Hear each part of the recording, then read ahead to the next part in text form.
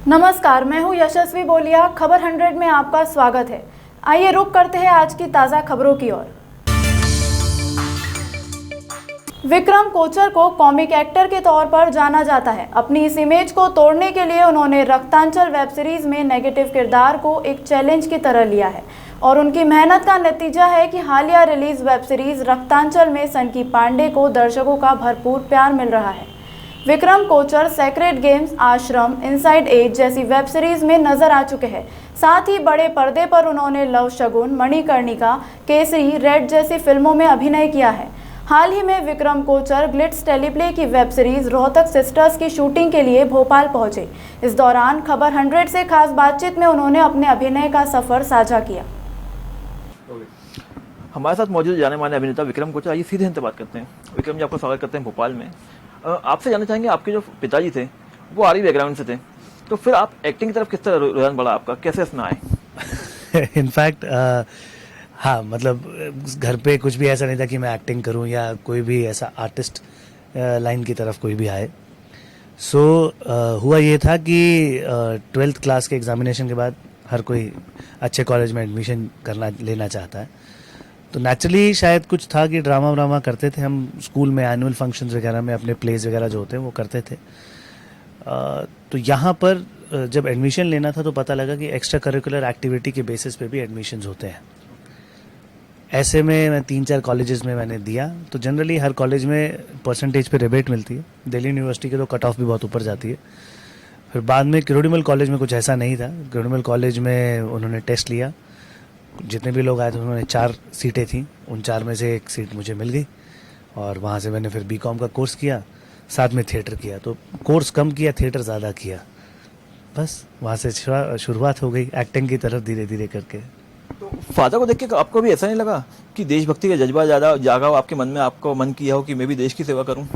जी बिल्कुल लगा, बिल्कुल ऐसा लगा। काफ़ी बारी ये भी सवाल आया कि आप इस तरफ जा रहे हो और पारिवारिक सेटअप जो है वो ऐसा है।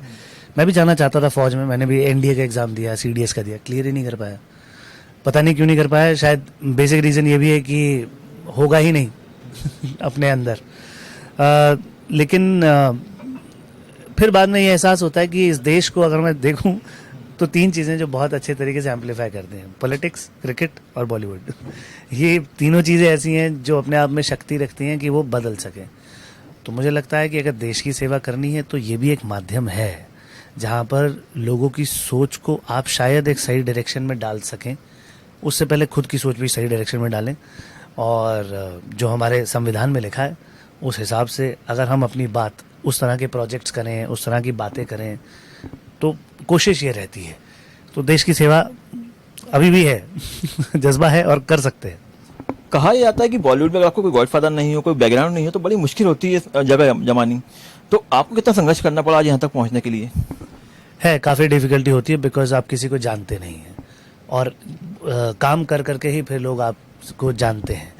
वो काम करते करते में काफ़ी समय निकल जाता है और जब समय निकलता है तो उम्र निकलती है और जैसे जैसे उम्र निकलती है तो उस उम्र के रोल्स निकल जाते हैं। अब मैं 38 साल का हूँ इस टाइम पे। जो भी अब अगर मैं चाहूँ कि इस टाइम पे मुझे कोई 26 या 22 या 23 साल के लड़के की कहानी मिल जाए, लव हीरो मिल जाए, मुश्किल है, काफ़ी मुश्किल है। कोशिश रहती है, हम लोग अपनी सेहत पे काम करते हैं, पर हाँ वो स्ट्रगल रहता है।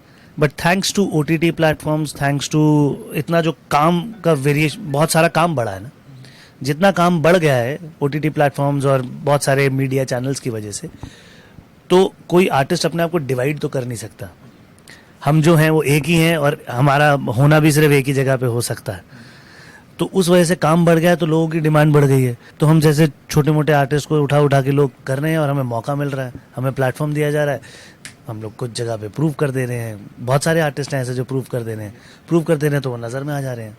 तो ये दौर काफ़ी सही है और इस दौर में मैं तो ये भी कहता हूँ, कोई चाहे इस लाइन में आने के लिए, तो I think this is one of the respectful and good profession to be in at this point of time. मतलब इस समय पे इस प्रोफेशन में आराम से कूदा जा सकता है, काफ़ी सिक्योर है। बात निकली OTT की, तो जानना चाहेंगे आपसे, भी हाल ही में रक्तांचल रिलीज हुई है, काफ़ी अच्छा रेस्पॉन्स मिल रहा है। पहला पार्ट था, उसके बाद सेकंड पार्ट में आप देख रहे हैं संकी पांडे का कैरेक्टर कर रहे हैं आप।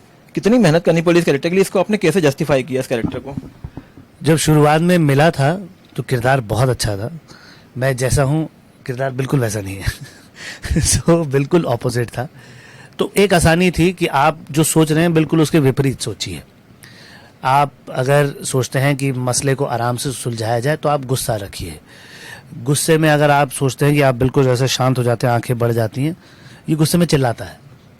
तो इस तरह से किरदार को अपने ही अगेंस्ट खड़ा करने की कोशिश करिए, अपनी पर्सनालिटी से दूर ले जाने की कोशिश करिए, जो कि मैं कहूँगा फिर भी थोड़ा आसान होता है, क्योंकि आपको सिर्फ ऑपोजिट करना है। आपके पास, आपको ये पता है कि करना क्या है। काफ़ी बारी कई किरदारों में आपको पता नहीं होता कि करना क्या है, क्यों आप समझ ही नहीं आ रही होती है। पर हाँ, इस किरदार को एक फ्री स्टाइल में थोड़ा सा डेवलप किया।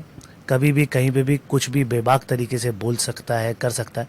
वो चीज़ ट्रांसलेट हुई, लोगों तक पहुंची, डायरेक्टर साहब तक पहुंची, एंड धीरे धीरे करके अब सेकंड सीजन में जैसे हमने उस कैरेक्टर को डेवलप किया है, पहले मैं गरीब था, पैसे नहीं थे, तो बिल्कुल जुझारू था, कभी भी काम कर दूंगा।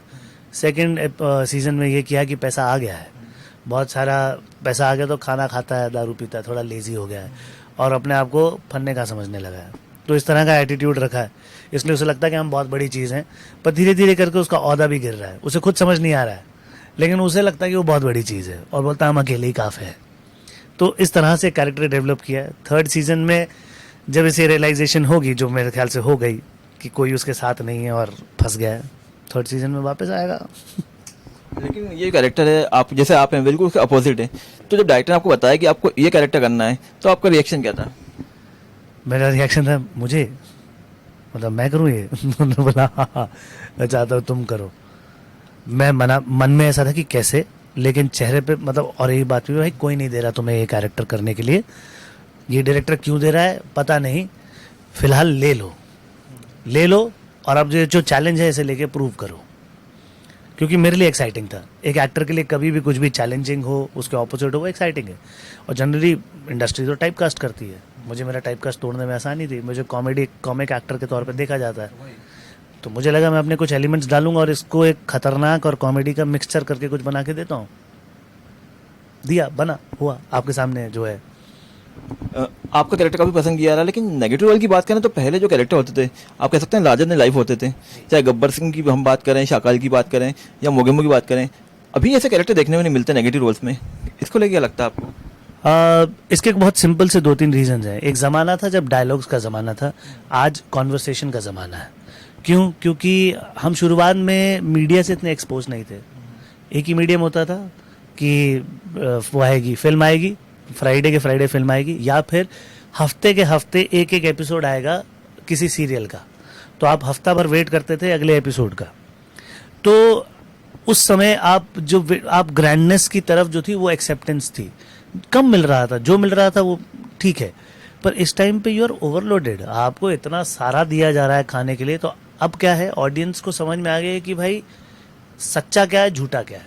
मैं अच्छा और बुरा नहीं कहूँगा, क्योंकि जो सच्चा होता है उससे आप रिलेट कर जाओगे, और जो झूठा होगा उससे आप रिलेट नहीं करोगे, उससे आप कनेक्शन नहीं बनाओगे।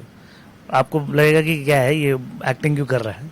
जो सच्चा होगा आपको लगेगा वाह, मेरे दिल को छू गई बात, कुछ तो यार महसूस हो गया। तो अब धीरे धीरे करके मीडिया वहाँ से जा रहा है। वैसे ही अब देखो, हीरो का ज़माना धीरे धीरे करके जा रहा है, लोग किरदार पसंद करने लग गए हैं, किरदार सेंट्रिक भी चीज़ होंगी, कहानियों में बदलाव आ रहा है। तो ये एक बेसिक फ़र्क है जो कि हो रहा है। लेकिन हाँ, बनाने के तरीके, अभी ये भी हो रहा है कि हर कोई अपने आप में फिल्म मेकर है, तो वो एक चैलेंज भी है। लेकिन अब उसमें और निपुणता ढूंढना भी बहुत ज़रूरी है। आप घुस के अब आप और फाइन करेंगे अपनी आर्ट को, क्योंकि फैसिलिटीज सबके पास है, फिल्म मेकिंग सस्ता हो गया है डिजिटल प्रोसेस आने की वजह से। तो ये सब चेंजेस हैं। तो ये मेरा कहना है समय के चेंज को लेकर। लेकिन डिस्ट्रीब्यूटर का ये कहना है कि जैसे फिल्में हो रही है, ओटीटी फिल्म प्लेटफॉर्म पर रिलीज हो रही है, उससे उनको काफ़ी नुकसान हो रहा है, इसलिए वो इसका विरोध कर रहे हैं। जी, वो है, बिकॉज वो फैक्ट इसलिए है क्योंकि ओटीटी प्लेटफॉर्म आपको एक स्पेसिफिक अमाउंट ऑफ बजट देगा, और एक स्पेसिफिक अमाउंट ऑफ बजट के हिसाब से आपको पैसे मिलेंगे। सो मान लीजिए, इसलिए जो बड़े बजट की पिक्चरें हैं, अब 100 करोड़ की पिक्चर बनाएगा, वो ओटीटी पे जब रिलीज़ करेगा तो उसका रिकवरी मॉडल में इतना पैसा तो है नहीं। हम लेते हैं 1000 रुपये का एक सब्सक्रिप्शन साल भर का, बहुत सारी जनता ने ले लिया, पर उसके लिए उसको लगातार शोज डालने हैं। अगर आपको कोई भी प्लेटफॉर्म अच्छा नहीं लगेगा, आप बोलेगा मुझे नहीं करना। अब वो लगातार शोज डालने के लिए आपको इन्वेस्टमेंट पुट इन करनी है, और इसमें भी अब धीरे धीरे करके प्लेयर्स बढ़ते जा रहे हैं। हॉटस्टार है, सोनी लिव आ गया है, फिर अभी लायंस गेट आ गया है, फिर उसके बाद अभी उल्लू गोल्ड आ गया है, फिर और भी बहुत सारे हैं जो चैनल रोज़ हम सुनते हैं, तो नए नए OTT प्लेटफॉर्म्स आते हैं। तो वो एक खाली स्पेस है जिसको लोग इंक्रोच करना चाह रहे हैं, क्योंकि देश की जनता इतनी है, हर एक आदमी 100 रुपये भी देगा तो सोचिए अरबों के ऊपर चले जाएंगे, अरबों क्या खरबों के ऊपर चले जाएंगे हम लोग। सो वो मार्केट है जिसको ये कैप्चर करना चाह रहे हैं। अब इसमें कॉर्पोरेट घुस रहे हैं, लोग पंप कर रहे हैं पैसा, पर मुझे लगता है एक पॉइंट पे शायद इसका स्लम्प भी आएगा। रही बात सिनेमा की, तो सिनेमा एक बिल्कुल आर्ट जैसा फॉर्मेट है।